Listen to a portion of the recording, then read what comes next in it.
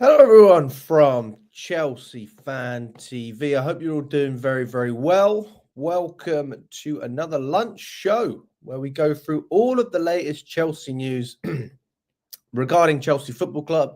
Obviously, yesterday was a big day. Yesterday evening at 6 o'clock, Boehly went into the I think was it the Financial Times or the football. I don't even know, the FT summit. And I think it's the Financial Times. And he spoke about Chelsea, spoke about what it's been like running the club, and he spoke about it for 25 minutes. So there was quite a lot of information to digest. When I went through it, I wasn't able to really speak with the chat that much because there's just quite a lot to get into. Today I could answer a few more questions. If anyone's got any questions, I'm happy to answer them.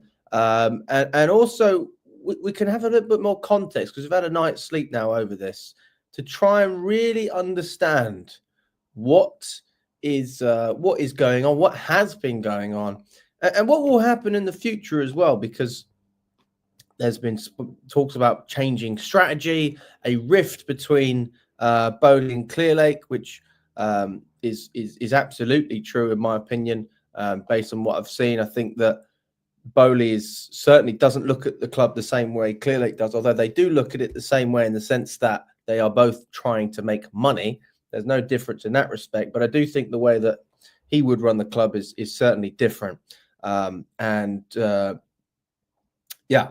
get into it. Smash the like button if you haven't already, guys. And big up to everyone in the chat.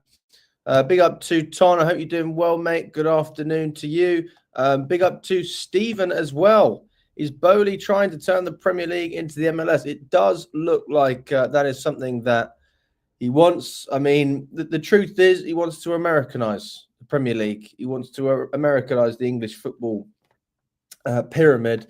And he's fully aware that you cannot take away relegation. He's fully aware of that because otherwise it would be impossible. There's too many teams. And then you've got teams in the Championship that could be promoted. And you've got other teams like Ipswich who were in League One a couple of years ago. You've got Bournemouth who years ago weren't even in League One. They're in League Two and they climbed up the divisions. If you take away relegation, then you take away the opportunity for any club to progress. And some of the amazing stories, Luton Town as well. That's a fantastic story, isn't it? You take that away. So that's not going to happen. And Boehly's fully aware that that's not going to happen. But what he said is what they should do is they should issue shares for all of the teams in the Premier League. And when he was speaking about relegation, he was talking about percentages. Not everyone thought everyone was on an equal playing field. You'd have a 15% chance of getting relegated, but because it's not an even playing field, you don't know. So if you get relegated, then you still get to keep your shares from when you were in the league. But obviously the top teams will continue to get shares, which is another way of saying that's a way to extract revenue out of the clubs through the Premier League. And we're not even talking about broadcasting yet, guys. We're not even talking about that. You had plenty to say on broadcasting and media and content. Loves the word content, doesn't he? I like the word content. I make content, but not in the same way that Boehly likes content. Slightly different. Essentially, if you get all of these shares, then it's a way to extract a dividend. He didn't say that, but that's the common theme, isn't it? If you buy a lot of shares in various stock on the stock market, then those shares will pay you a dividend, and that is how you can make a form of income.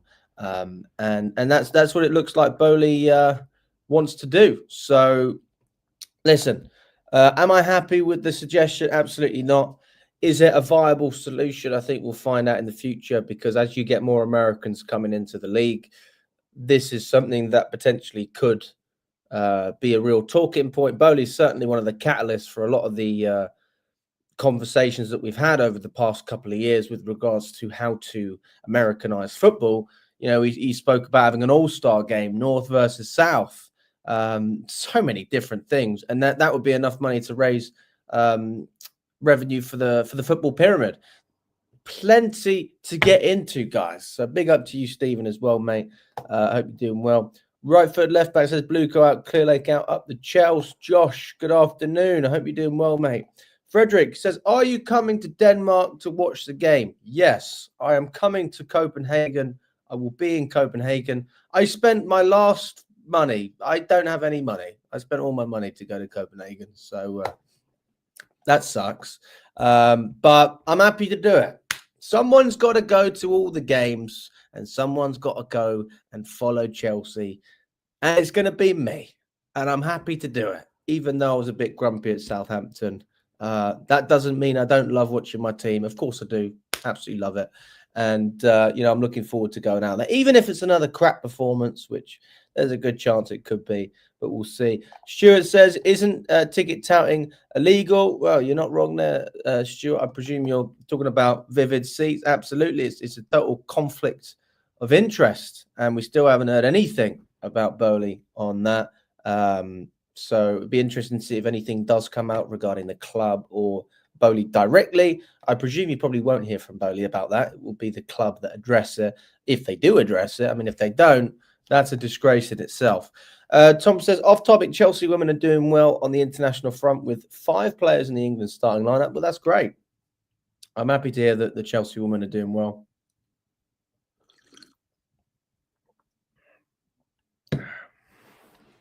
I wish I watched more women's football, but I can't lie. I'm just not a massive fan of it. I've been to a couple of games, and I struggle with women's football personally. But I always, respect people that go and follow the women's team. I'll still go to some women's games, of course I will. But it's just it's very different to the men's game. It's very different, and I do. I do struggle to have that same connection with the team. But maybe part of that is because I don't go to all of the matches. Unfortunately, I don't have enough time to follow Chelsea and Chelsea women's home away. Otherwise, maybe I'd give it a good crack. Rachel says, hi, Alex. Let's hope for a good run of wins to end the season. Hi, absolutely. I'm certainly not optimistic, if I'm being totally honest with you. But I would love nothing more than to finish the season in a similar fashion to how we started. And coming up to December, we thought, wow, this is fantastic. But now we're in a position where it's very difficult to look at this team based on what we've done in 2025 and see any form of progression based on what we had in 2024.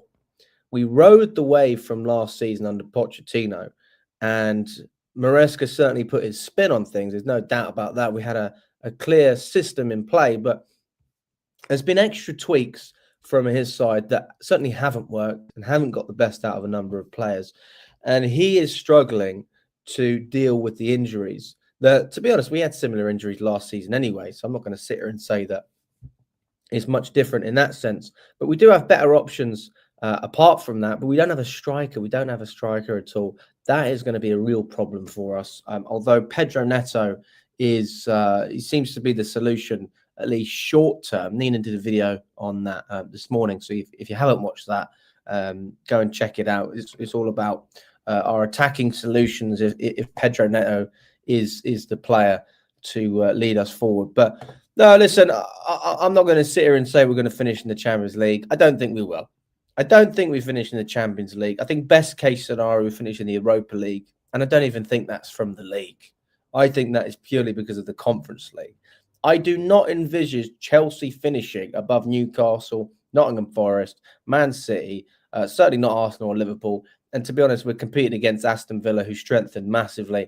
And you've got Bournemouth as well, who've been playing fantastic football. No European football for them to worry about this season. So they're getting plenty of rest in between each fixture. Stephen says, what Milo Boehly said should motivate the match-going fans to organise another protest, but this time a bigger one. The truth is, when it comes to any protests, one protest is never enough to sort out anything. You need a number of protests. You need really 10 protests. I mean, when I say 10, I mean 10 a year. You need a lot of protests. That's what Strasbourg are doing. They're protesting every single week. They're protesting in the stands. They don't even make any noise for the first 15 minutes of their matches. And we've had Mark Keller coming out, who's the CEO of Strasbourg, saying the fans need to support the team. The silence is not going to help the team. And then you've got Liam Rosnier, the manager of Strasbourg, saying the players deserve your support. What you need to understand is this is not for the players. That's not why there's a protest. The players have the support. If they don't think they got the support, then they're not very smart. Read between the lines. Clearly, there's another reason why people aren't happy. And it's because of the way the club is being run from the top, and that is trickling down. And that's also a component as to why we're signing the way that we are, as to why season ticket prices are getting higher, and as to why you've got vivid seats, controversies like that. And these are all factors that compound into why this protest started in the first place at Chelsea. And unless things get sorted, and they get sorted quickly, you will find more anger and more fans will be on the same page as those who were out protesting outside Stamford Bridge. He talks about everything apart from trying to make Chelsea win trophies. Aklas says, greetings from Greece. Greece is blue. Big up to you, my friend. I love Greece. I can't say I love Panathinaikos, but apart from that, I like Greece. I'm actually going to Greece in the summer on holiday. I'm going to Corfu, which should be fun. So yeah, I'm looking forward to that. Boehly didn't even give a statement or give any accountability regarding the vivid seats controversy, like it didn't happen. The truth is, Stephen, he was never going to answer that question unless he was asked the question. So that also comes down to the journalist, and I don't know who the journalist was.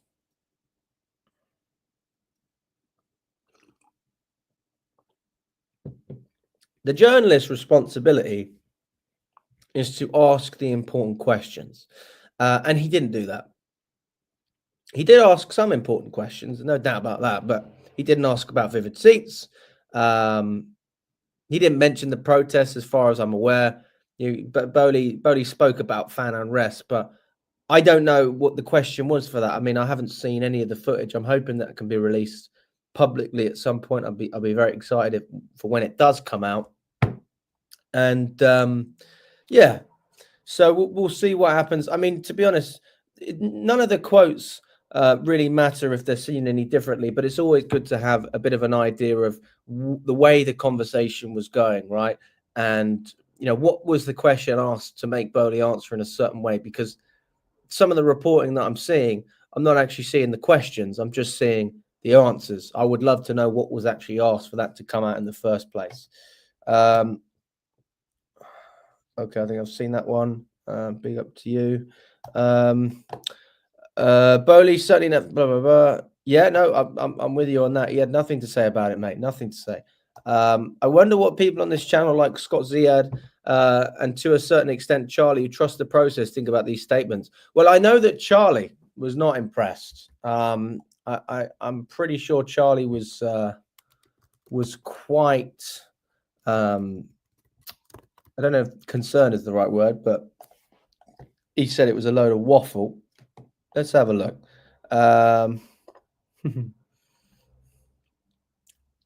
Oh, actually, interesting comment. I'll share this. This is what Charlie had to say.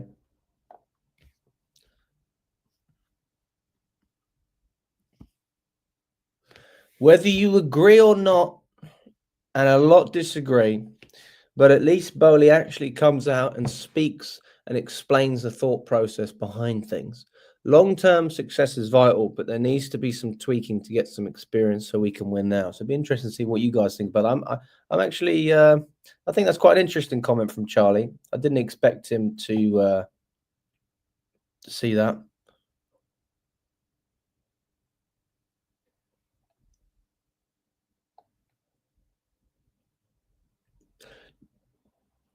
But he doesn't address it directly to Chelsea fans. And that's why a lot of people are also angry. If he would have said this in a meeting to the Chelsea Supporters Trust or the CPO or a direct message to all the fans of the club, then you have a different conversation, right? Because you can at least see there's an attempt to communicate with the fans. This is not the fans he's speaking to. He's speaking to the world of football. This is a, you know, it's a forum, isn't it? It's a business conference just to do with football.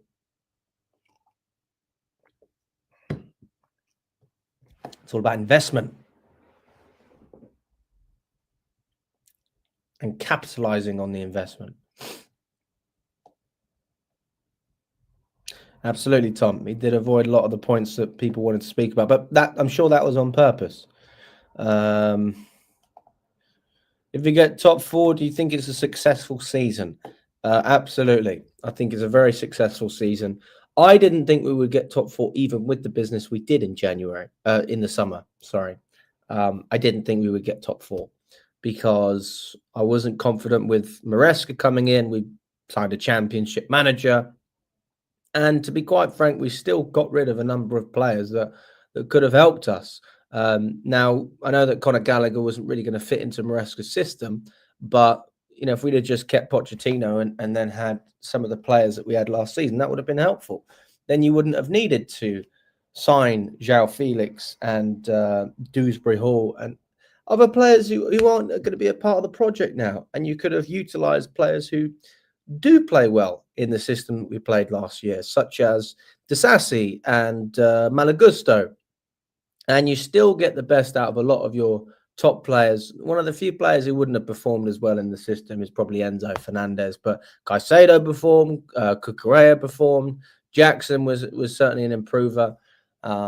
So I just think that we're not utilising individuals this year, and I put that down to the manager as well as the recruitment, because you know you got to work with what you have, and Maresca's certainly trying to find a solution. I'll give him that. He is trying to find a solution, but that's not to say that he's still had some poor games.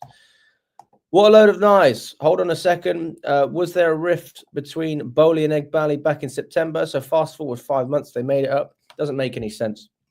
So what happened was that Top Boehly tried to raise money in Saudi Arabia to buy out Clearlake.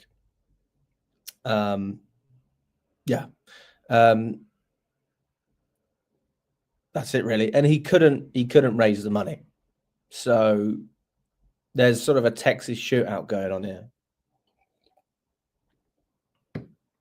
But Clearlake have no incentive to buy out Boehly. Absolutely no incentive, especially now that they can see how the club is doing and how everything's going. If you look at some of the public information that's out there, and this is already public, then who said the information? God, there's a guy who come out with the financials. Basically, there's different shares at Chelsea. I think there's Class A and Class B shares, and can't remember. Basically, Clearlake are in no position to buy out Boehly. If anyone's going to buy anyone out, it's going to be Boehly buying out Clearlake. That's what's going to happen if anyone's going to do anything, because there's no incentive for Clearlake to buy Boehly out, but there is an incentive for Boehly. He clearly wants more control. He's probably gutted that he gave up control in the first place, but not to mention he says that they are aligned. I believe that that's false. I don't agree with it. I agree that again they both want to make money. And so they are both just as bad as each other in that respect. But the way they would run the club, I do believe, is totally different. And Boehly looks defeated, doesn't he? You know, he doesn't look. If you listen to the comments, he does not sound as if he believes that there is much hope. He's reading the script. He's reading the script. They've spoken about this. Ultimately, he's waiting for his chance. And I'm sure that's what's happening. He is waiting for the moment to buy out Clearlake. But it's much more complicated than just buying someone out. You have loans from the bank. You have debt that's been leveraged against the club. You have 700 million that's been borrowed from the banks. That's not even the problem. The problem is the 500 million that was loaned from Aries Capital, and that money cannot be that money has to be paid back. So give you an idea, when Roman Abramovich, when the club had 1.5 billion pound of debt under Abramovich, he wrote off that money, but he could do it because he didn't borrow it from a private equity firm, which is what Aries Capital is. And what that essentially means is that when the club is sold, Aries Capital are the first name to get paid. Nobody will get paid before Aries Capital, and then Clearlake will get paid, and then Boehly would get paid. So we're in a position where we have to sell the club for a lot more than what we would have to sell it in order for Clearlake to generate the money that they want to generate to please their shareholders and their investors. They may have fooled others, but not me. These owners aren't going anywhere. Also, no new owner will come with all personal money. There will always be a consortium with the huge amount of money required. All we can do is support the team. Aidan, that is a very, no disrespect to you, but that is a really poor mindset, mate. Really poor mindset. What you are doing is accepting defeat. You are accepting the fact that nothing can be done. But what Boehly said actually goes against what you said, because he refused to commit his future to Chelsea. He refused to say anything about having a collaborative future together with Clearlake. He didn't say anything about that. And that tells you what? That shares can be sold and people can leave. Blueco, if I'm not wrong, can be potentially bought. I mean, that's one of the things I've heard. But what we know can happen is Boehly can buy out Clearlake. And Clearlake can buy out Boehly. But that won't happen. Because Boehly is like a form of protection for their investment because of the different types of shares that they have. So if any money is lost, Boehly is the first person that has to pay that back, not Clearlake. We can finish fifth. I really hope we can. The Italian stallion Gaffer is going to settle the storm with Fofana back. Well, Fofana has been a huge miss. I've been very critical of Fofana, very critical, and absolutely right in the sense that the guy's always injured. Like, how can you build a team? I mean, what a terrible signing considering the fact he's always injured. But there's no doubt that when he is fit, he is our best centre back. I am with you on that. I am willing to open bet with anyone next season. There will be more than one protest. Fair enough, Father. Stick your cards on the table, mate. What are you betting with, Father? Super chats? Let's start it at £5. £5. If anyone... £5 super chat if anyone thinks that there's going to be more than one protest. I remember you saying Boehly is the best owner in the world in an interview. You are absolutely... Well, you are kind of right, but you're actually wrong. I said we could be saying that in a number of years. And I'm happy to find the clip and play it to you right now because I am that confident. And I know what it was on. Let's find it. Let's find it. Here we go. Here we go. Okay, come on then. See, people try and catch me out, but I do know. I'm very careful with my wording. I'm very careful. So this is what Todd Boehly's the best owner. They've said that I've said yes. He's the best owner in world football. Now listen to what I actually say. Todd Boehly's the best owner in world football. Why is that? Well, you haven't seen it yet. You haven't seen it yet. But 5 years, we could be having a conversation, mate.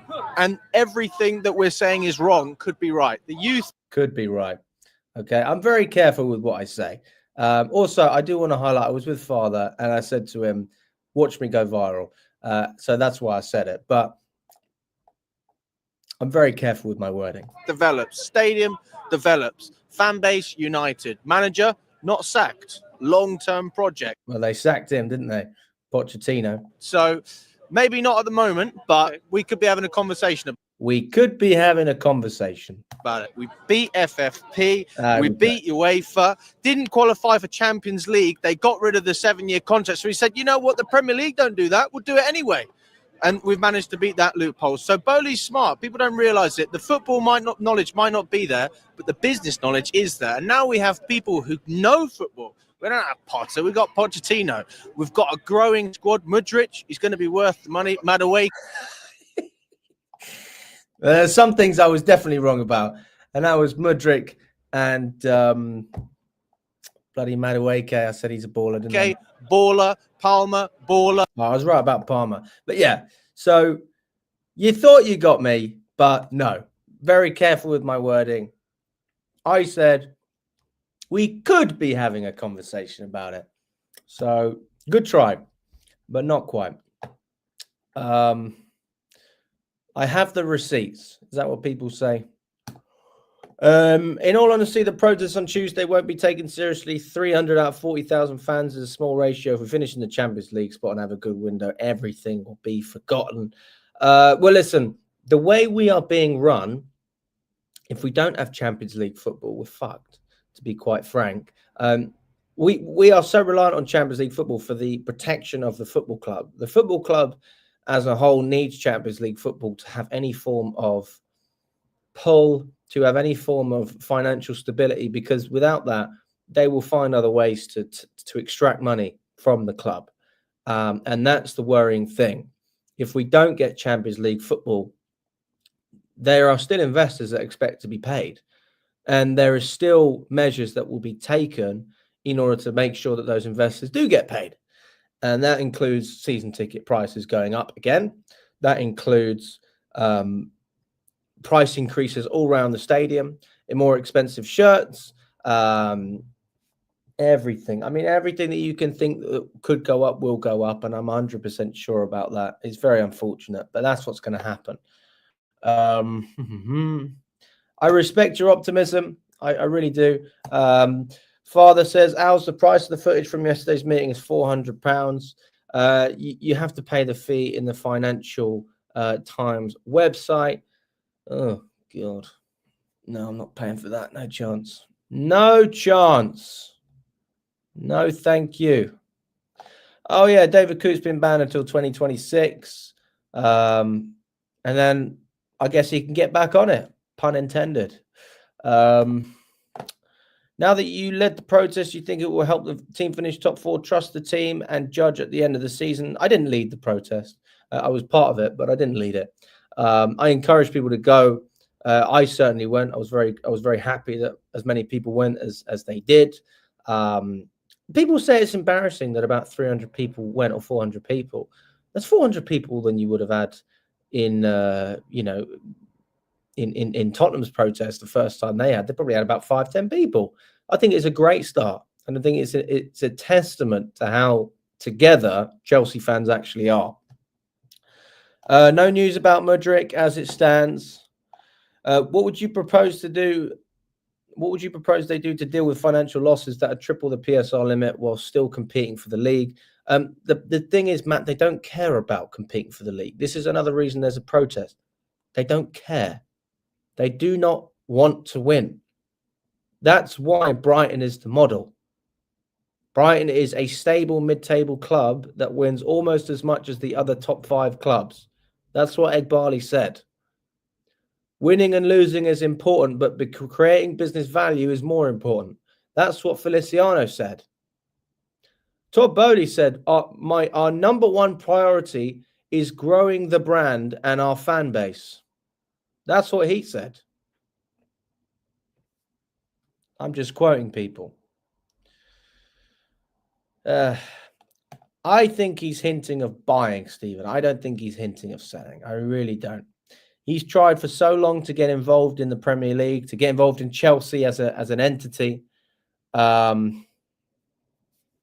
He's tried so hard in the past and failed. I don't see Boehly backing down. I see him, as I said, I see him buying out Clearlake. I really do, and I do believe that that's better for the club. I really do, but it's still not a good thing. But it's better to be owned by an individual who puts in his own money as opposed to a private equity firm, because they are a slave to their investors, and at least someone who has their own money can make their own decisions. And it's like when we were talking about managers earlier on. Would you like Thomas Frank? Would you like Maresca? Would you like whoever the Ipswich manager is? I've forgotten his name. They're not great options, but we got Maresca, who I think was the best of those options. Does that mean I like Maresca? No. But did I want Thomas Frank? Fuck no. So that's my stance on it. But I don't think he's hinting of selling at all. I think he wants to buy. That's my opinion. You always complain, regardless of what they do. You wanted Fernandes sold because he didn't fit the Premier League, apparently. What a load of waffle. That's bullshit. When did I say he doesn't fit the Premier League? He was performing poorly, and Lavia was outclassing him at the beginning of the season. No doubt in my mind that if Lavia is fit in that position, he starts regularly for Chelsea, and that spot is instead of Enzo Fernandez, most likely.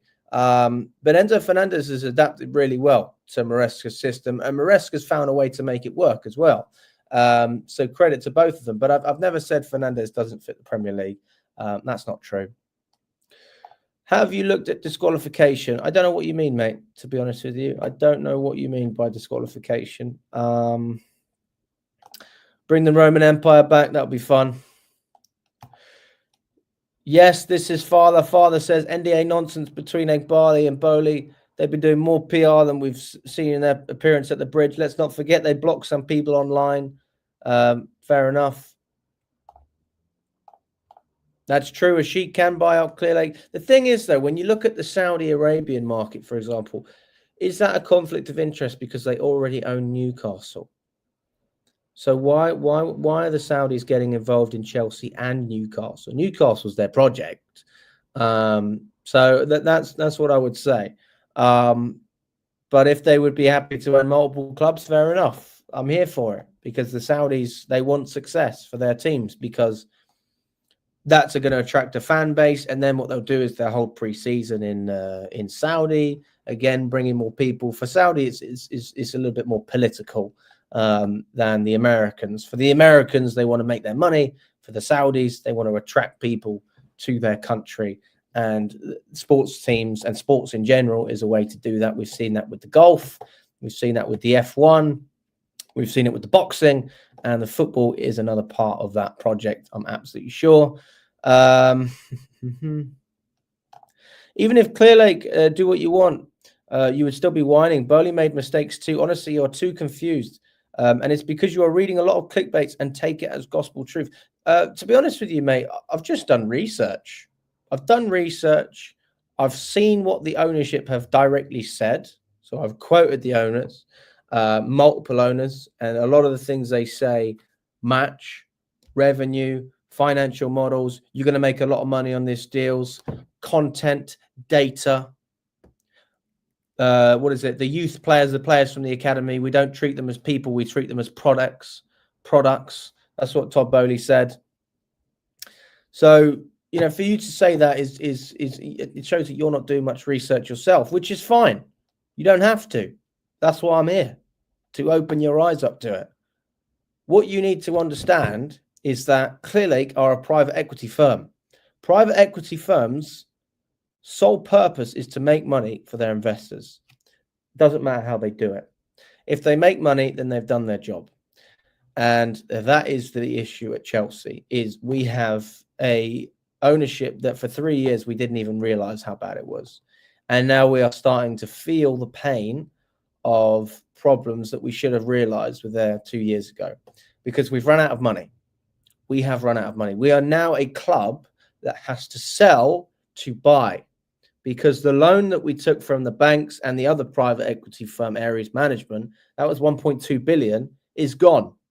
That's why we're not spending money in January. In order to sign players in the summer, we have to offload players like Sterling, players like Ben Chilwell, which will certainly help getting their wages off the books. There's no doubt about that. But we have to also understand that it's going to be harder to sell some of those players, because we're not talking about your Mounts and your Gallaghers and your Havertz, who have some value and some potential and can bring more to teams than Sterling, who's past it, and Chilwell, who's injury prone. So we're going to struggle to sell more and to get the right price of what we're looking to, and to get the right price, and also to get the players off of the books. You got players on significantly high wages. Why would they want to stop earning the kind of money that they're earning? Would they take a 50% pay cut? I doubt it. Sterling clearly doesn't care.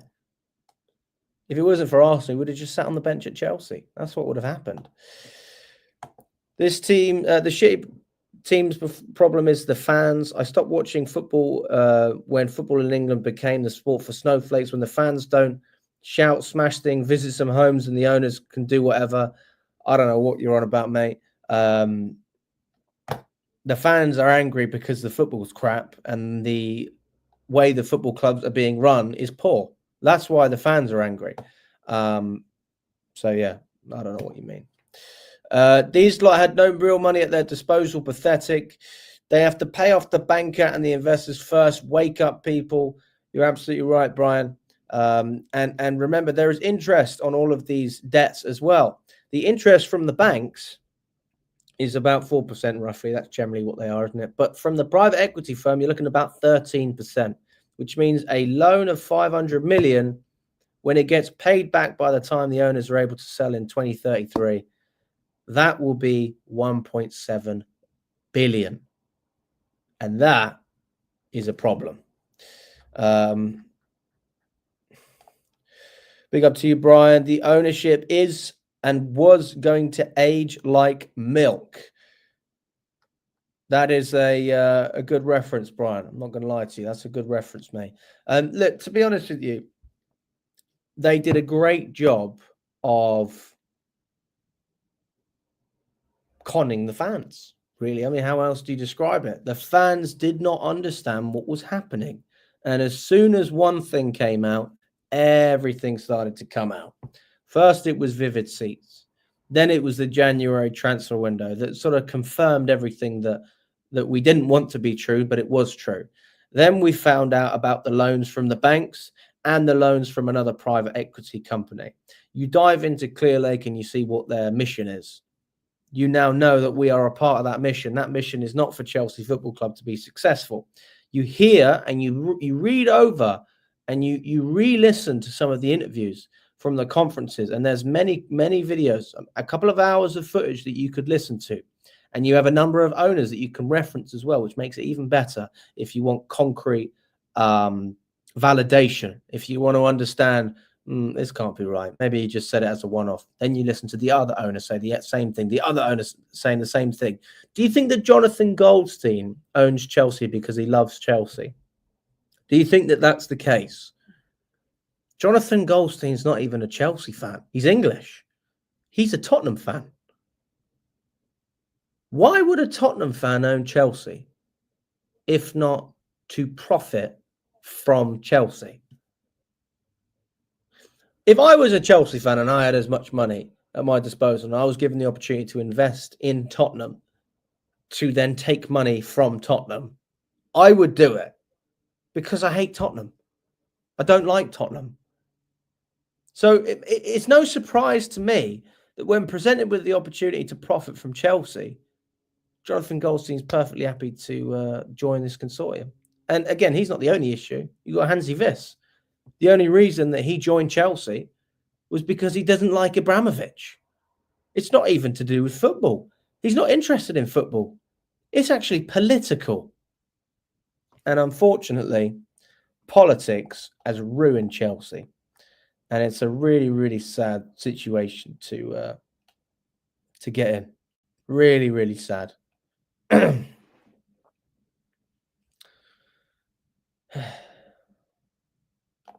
Do I think we should buy a top-class coach?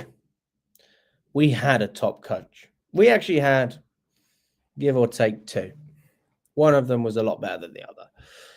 We had Tuchel. We sacked him. We brought in Potter, who wasn't ready for the job, but it was an impossible job, to be quite frank. I think everyone would have struggled. Even Maresca, even Tuchel would have struggled because of the transition. Like any manager would have struggled. No one would have finished in the Champions League with what we had in that season. Tuchel, even in the games that, he was managing to scrape some results, and I give him a lot of credit for that. But no, we wouldn't have been able to maintain that type of transition without capitulating at some point. And January was the nail in the coffin. We didn't even have enough space in the changing room for all of our players. So no, I don't think we will buy a top coach. I think the best that we would have got was what we had last year. Pochettino was the best qualified coach to manage a team who really weren't run well on the footballing side. But if you have a coach who knows what he's doing enough, then you can manage that. And he did that at Tottenham. And to be honest, I think Chelsea are now in a situation where we're going to be like Tottenham. I do see that happening under Maresca. I don't see us pushing for titles. I don't see it. Where's the money coming from? Where's the ambition? Tottenham at least generate revenue for themselves, which they can reinvest if they want to.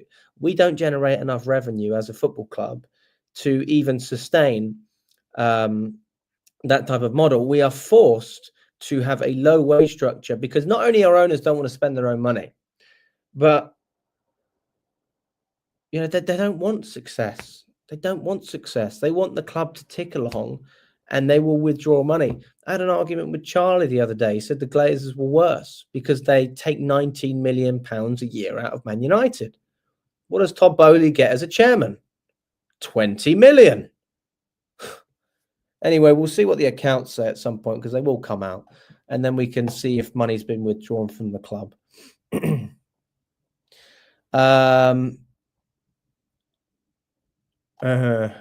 Good one.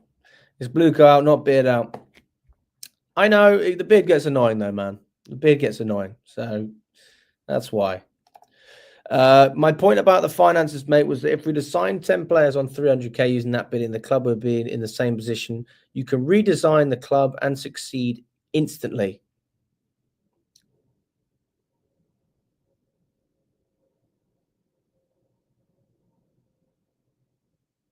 Well, I agree that we would be in a... Well, actually, you're saying we'd be in the same position. I'm not sure about that, man. I'm not sure about that. Because if you'd have signed 10 top players, you would be in a title race. We'd probably be second in the table still. If we had Osman up front, if we had a top goalkeeper, if we had another top defender, more midfield depth, top wingers. I mean, 10 top players, fucking hell. We'd be in a great position. Because even if we had players that were injured, we'd have other top players that could carry the team. I don't think that's going to happen, Tom, but I respect, it's an interesting idea. Project Moneyball. Yes, that's true. His kids do think that Chelsea are a shop, well, they did originally. Yeah, I think he's going to pass the club down to them.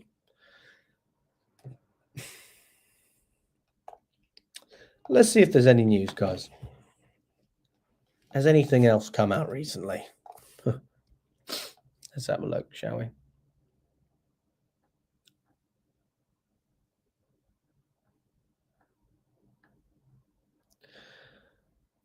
Yeah, nothing new.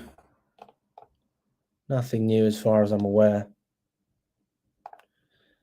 Boehly's quotes, I mean, we've gone through them. Oh, actually, we've got some positive news. We do have some positive news. There is some good stuff. Your manager of the year at the 2025 London Football Awards, Sonia. Is it Sonia Bombasta? Is that right? How do you, what's her last name? Bombasta, right? Why does nobody have our last name in there? Is it Bombasta? She's French, right? Well, listen, big up to Sonia, managing Chelsea women. Someone has got to bring some success. And she's doing a very good job of that. So I give her credit. She's on fire. Guru Redson is your WSL Player of the Year at the 2025 London Football Awards. So big up to her as well. Look at that. We're winning lots of awards in the women's games. Your back-to-back Women's Young Player of the Year at the 2025 London Football Awards. Who is it? I don't know who that is. I don't watch the women's team much, to be honest. I only know like a number of players. Bombasta. There you go. I was right. Well, the truth is that, you know, the money is so minimal that they might as well just buy the best in class anyway, because they're trying to grow the brand, right? But it's a lot easier to spend 400 grand on a top player than, you know, 80 million or 100 million, which is the equivalent in the men's game. So that's why.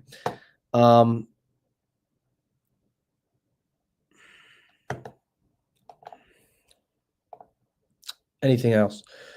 Cole Palmer has won the Premier League Player of the Year award at the London Football Awards. Big up to Cole Palmer. Again, Cole Palmer. Todd Boehly, he cannot predict the future.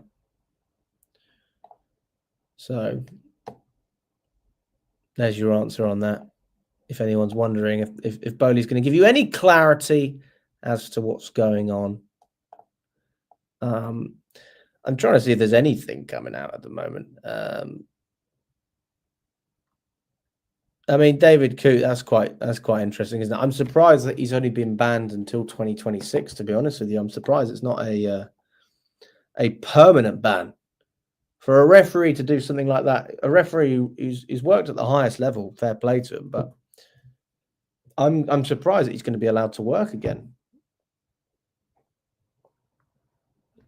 Not because I don't think that it's the right thing to do, but usually they want to make an example out of someone, and even whatever it is, a 2-year ban actually doesn't seem that bad in the grand scheme of things, because he's going to be able to reset, get his stuff together, and then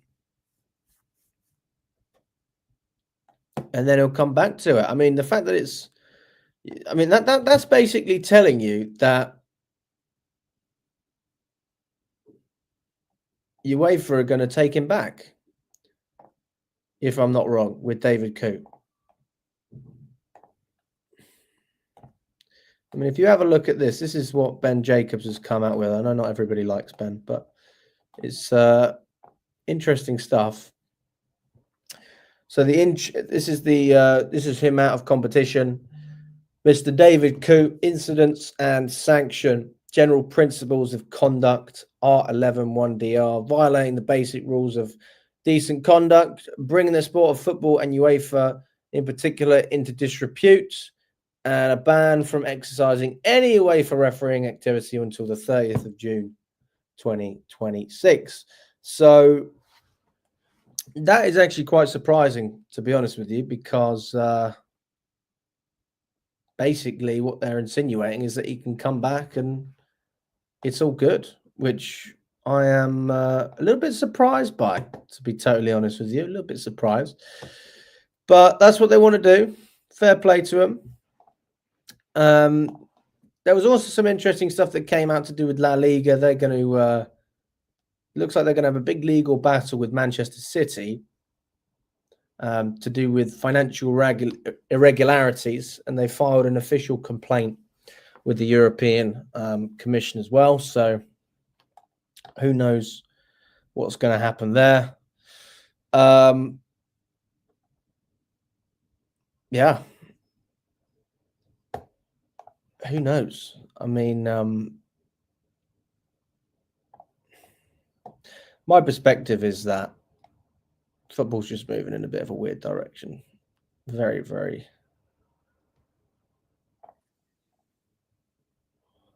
Who knows, guys? Who knows?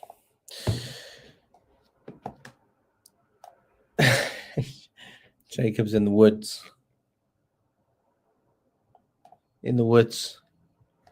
Toothpick. Jacobs. Oh, God. I'm personally not on the brown envelope train. I know that there probably are journalists who are brown envelopes, but I don't know. But everyone's entitled to their opinion. It is strange how some of the stuff that has happened with Chelsea hasn't been reported. It is certainly That's interesting. I don't understand why Vivid Seats wasn't covered by more journalists as well as other aspects as well. Yeah, I'm not sure. So who knows? To be totally honest with you guys, there's sweet FA going on apart from that. We will be having a podcast later in the evening. There will be a Blue Balls podcast later on with myself. I think Charlie will be on there as well as Scott and Kev. So that will be on at 8 o'clock. Let's see if there's any more comments that I've missed out.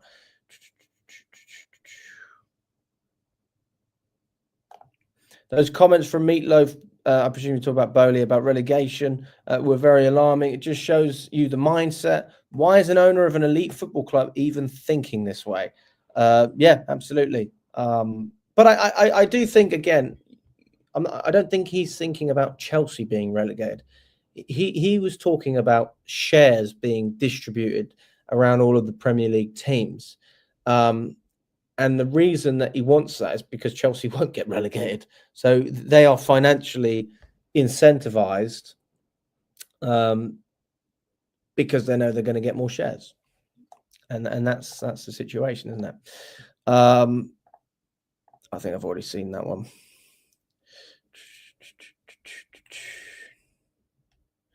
You reap what you sow, and our crop is dog shite. Fair enough.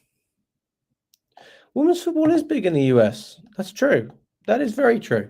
And listen, the game needs to expand. There's no doubt about it.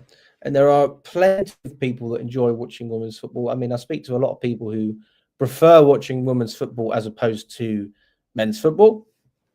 And that's great. You know, that's great because there's a lot of things you get in the WSL that you don't get in the Premier League. You get better access to tickets. You have better prices. You have a better environment if you want to bring a kid. There's less swearing, less offensive chants. You get at pretty much all of the men's games. You don't get violence. Not that that's really an issue in the men's game anymore, but occasionally you have little things that happen. And yeah, to be quite frank, there's a lot of things that you can get with the women's game. And also, if you have daughters, you know, and you want to, and maybe they want to be a footballer, they're going to take a lot of inspiration from the women who are playing as opposed to watching the men, because they're not men, obviously. So there's a lot of positives to the WSL. I've got a lot of respect for it. I just personally don't watch it that much. But I hope that the WSL continues to grow, and respect to all the ladies.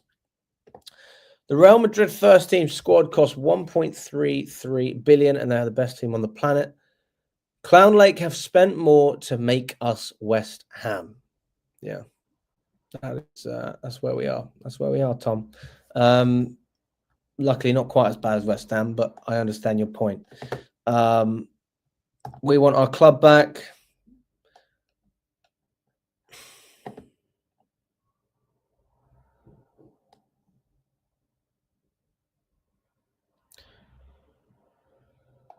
You ever thought about doing a weekly podcast and invite different people in the studio each week? I reckon it would work well with your platform. I'd be more than happy to do different shows with different people. We're trying to build a bit more of a structure around the channel as well, with the consistent 1 o'clock shows and also the 8 o'clock shows as well. So that's something that we've only just started recently, to be honest with you. So we'll see how that goes for the next couple of months. And yeah, we'll continue to do our podcast sessions the day after each game. The people from the channel are always a priority because obviously they've been doing it for a long time and, you know, they deserve that. But yeah, more than happy to have guests on. I've spoken to 1 or 2 people who said that they would be happy to come on. Not everybody wants to come in a studio. Some people will maybe do stuff virtually, but I'm happy to get other people involved. I'm more than happy for that. So yeah, that's not an issue. That's not an issue, and that's a good idea. I mean, when you say a weekly podcast, what am I going to call the podcast? That's half the problem, isn't it? Finding a name for these things. Everything happens for a reason, Alex. Scott is a wrongin'. Why is he a wrongin'? We're the only club to be run by private equity. And this could be a lesson to the Premier League and football in general, not to let private equity invest in football, because it does not have the best interests of the club at heart. It doesn't have the best interests. So for that reason and that reason alone, yeah, we know what their priority is. It's quite sad. I've spoken about it already. So for the last 5 minutes, I'm going to chill, just answer some questions.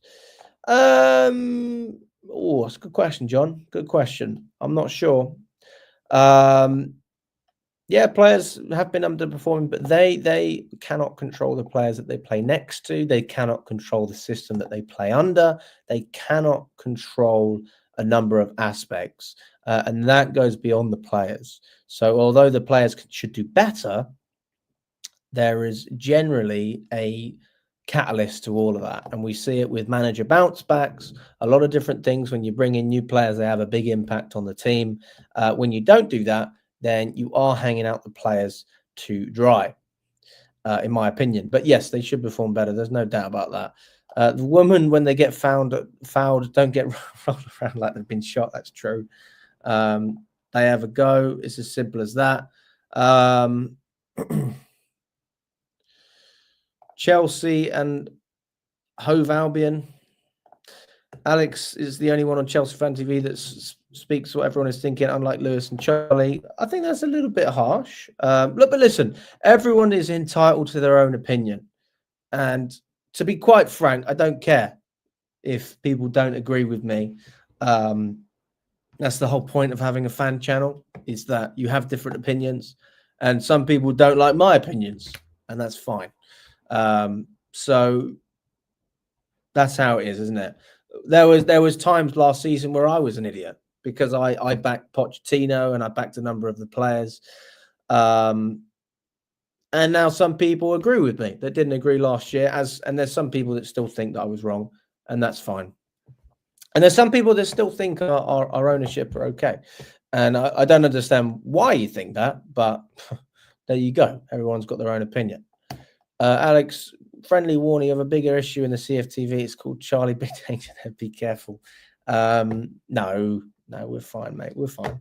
Charlie's a good lad. Charlie's a good lad.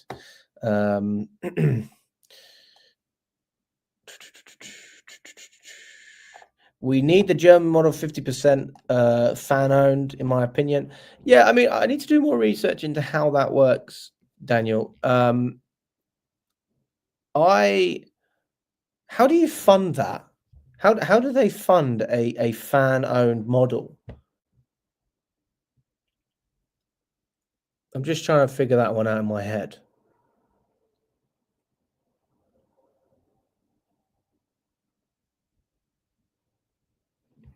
I'm honestly, I'm not 100% sure how it works, but yeah, how do you fund that? Yeah.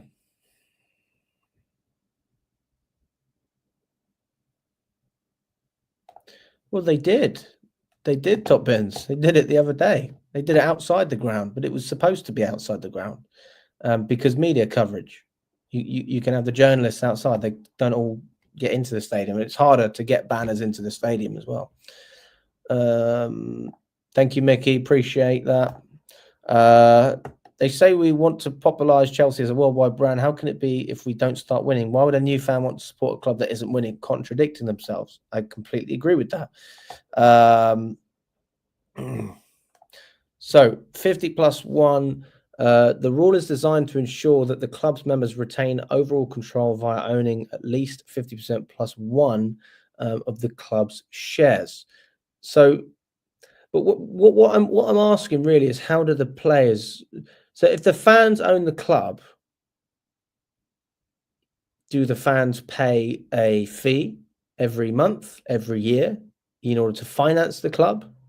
How does it work? If you're a member, how does it work? I'm intrigued.